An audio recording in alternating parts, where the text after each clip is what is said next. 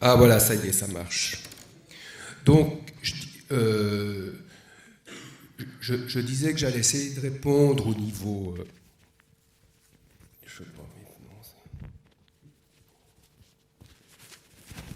je vais essayer... Non, ça ne marche pas. Je vais essayer de répondre au niveau suisse et genevois. Qu'est-ce qu'il en est de savoir si la santé c'est un droit ou un privilège?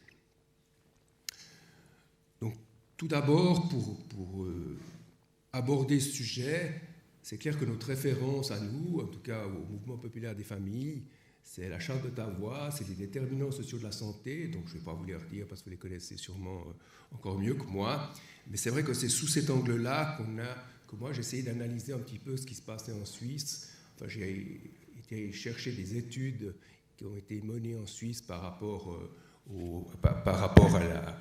à l'accès aux soins, au renoncement aux soins dans ce pays et dans le canton de Genève.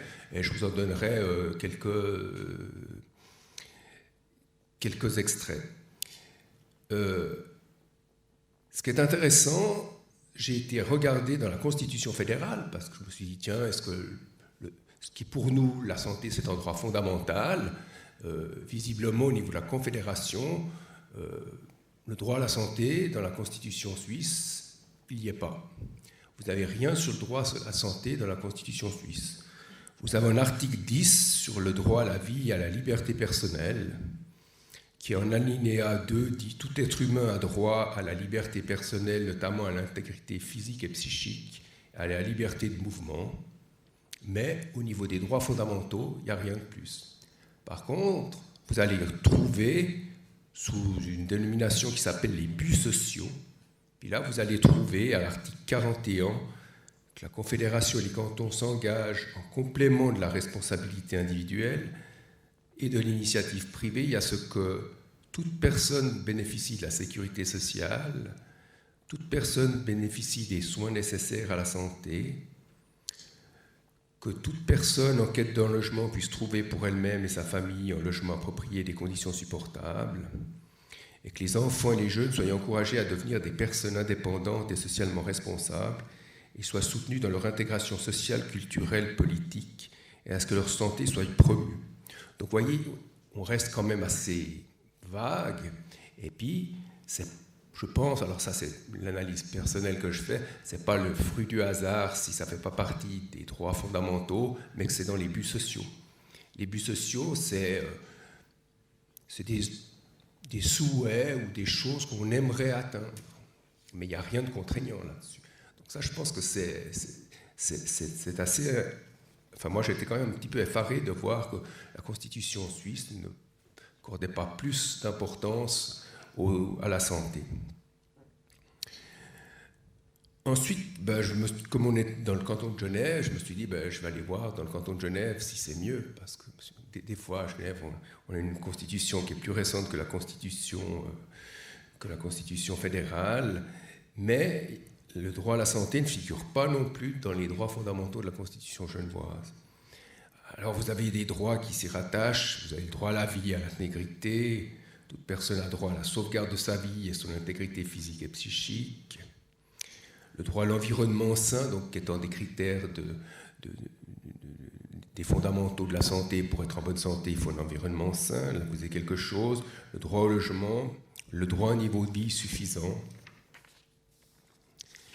Mais tout ce qui va être concerné la santé, vous allez le retrouver de fait dans la section 4 de la Constitution sous la santé, où là, il y a des principes. On est de nouveau dans des principes. Donc on n'est pas vraiment dans un droit, mais on est dans des choses qui seraient bien que ça se réalise. Alors par exemple, l'article 171 dit « L'État garantit l'accès au système de santé et aux soins. Il prend des mesures de promotion de la santé et de la prévention. Il veille à réduire l'impact des facteurs environnementaux et sociaux préjudiciables à la santé. » Et puis, il met sur pied toute une série de choses. Et puis, il garantit aussi le libre choix du professionnel de la santé. Voilà, c'est un peu ce que vous trouvez dans la Constitution suisse et genevoise en matière de santé.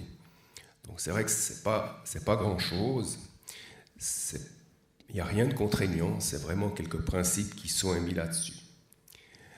Maintenant, la réalité, même que ces principes sont très vagues et très peu contraignants, la réalité, dans un pays riche comme le pays comme la Suisse, elle est quand même assez différente du fait que tout le monde ait accès aux soins, que tout le monde doit pouvoir se faire soigner, que tout le monde puisse vivre de manière digne et de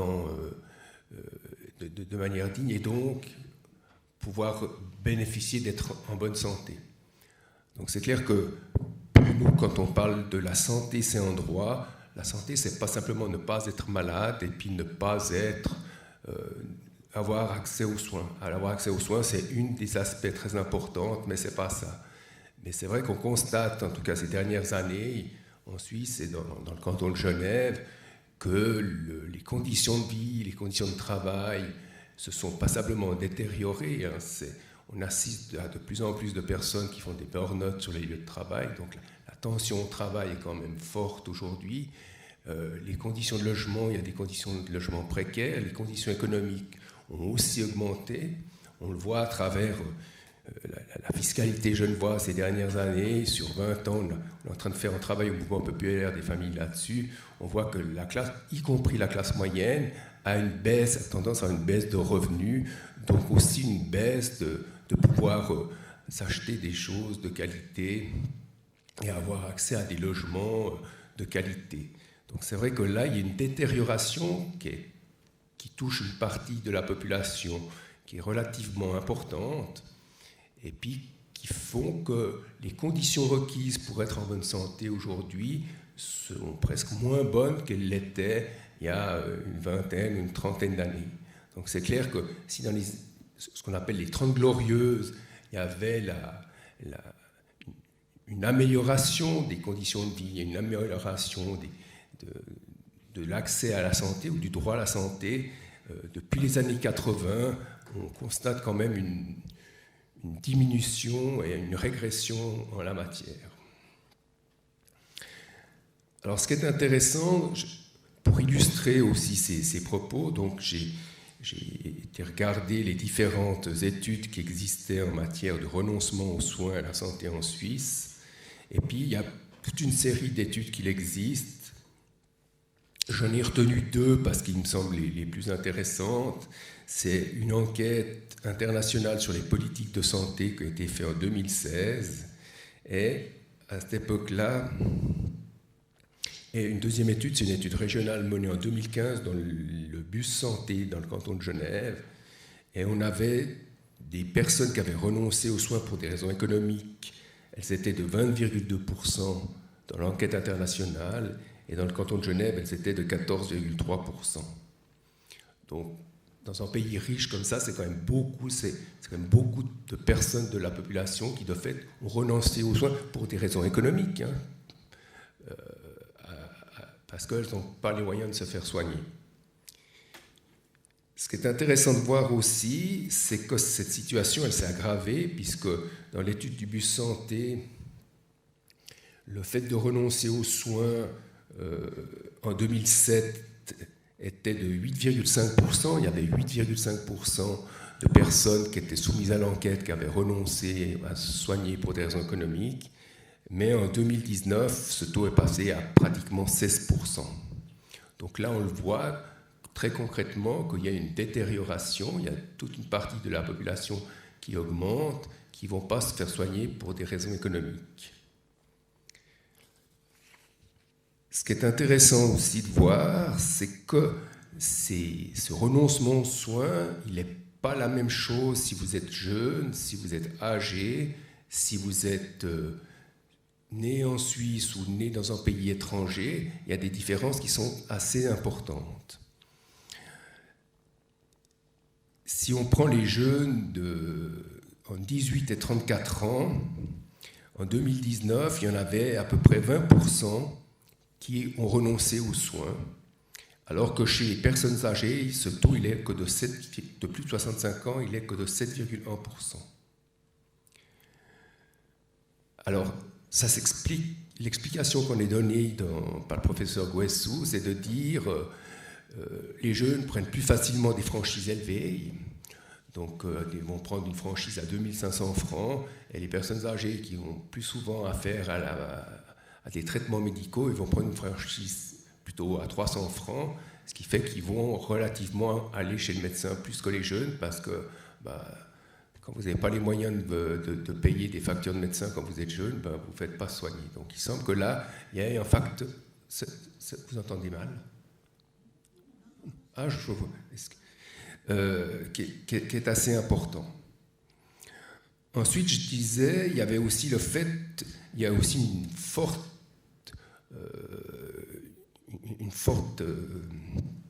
différence entre les personnes qui sont d'origine étrangère et les personnes qui sont nées en Suisse. Ça variait pour les personnes étrangères d'à 24%, alors que pour les personnes suisses, ce taux était à 19%. Donc là aussi, on constate une discrimination plus forte, en tout cas chez la population migrante, que chez la population suisse. Et puis surtout, le point le plus important quand on a mis tous ces facteurs-là, c'est le revenu.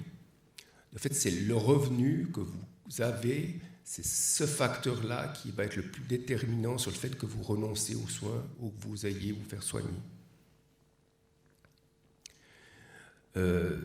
Ça allait pour des personnes qui avaient un revenu de moins de 5 000 francs, par rapport à des personnes qui avaient plus de 5 000 francs de revenus jusqu'à 10 000 francs, les personnes de moins de 5 000 francs renonçaient aux soins. Elles étaient 2 à 3 fois plus nombreuses que les personnes qui ont entre 5 et 9 000 francs. Et puis, celles-ci sont encore plus nombreuses à renoncer aux soins que celles qui ont plus de 9 000 francs. Donc, le revenu, c'est vraiment un facteur déterminant. Donc, c'est clair que l'analyse que nous, on en tire au mouvement populaire des familles, c'est bien de faire la croix rouge et puis de s'attaquer aux conséquences, puis de soigner les bobos de la société, mais on aimerait bien qu'on s'attaque aux causes qui font que les gens sont dans cette situation-là. Donc pour nous, c'est essentiel que les gens aient un bon revenu, qu'ils aient un bon logement, qu'ils aient un environnement sain. Il y a aussi tout l'aspect de l'environnement climatique, etc. Et puis tant qu'on ne s'attaquera pas à ces causes-là, on fera que mettre des emplâtres sur une jambe de bois. Moi, je voulais juste encore, il me reste encore un petit bout de temps, pour finir, pour démontrer aussi, pour démontrer ça, c'est que, alors c'est un peu notre dada, c'est les inégalités sociales de santé. Alors là, on l'a vu par rapport aux personnes qui renoncent à soigner, mais on le voit aussi concrètement quand les gens sont confrontés à la maladie. Il y a des études du BUS Santé qui ont été faites dans le canton de Genève sur l'obésité et le diabète. C'est clair que si vous gagnez plus de 9 500 francs, votre risque d'avoir le diabète, il est moitié moindre que si vous avez que 3 000 francs de revenus.